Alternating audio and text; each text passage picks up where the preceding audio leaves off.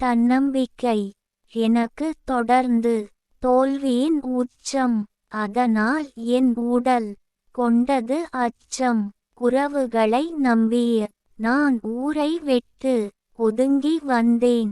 கஷ்டத்தில் நான் வேடிக்கை பார்க்கும் வாடிக்கையாளர்கள். உறவுகள் தான் அவர்கள், வேறு ஆட்கள் இல்லை.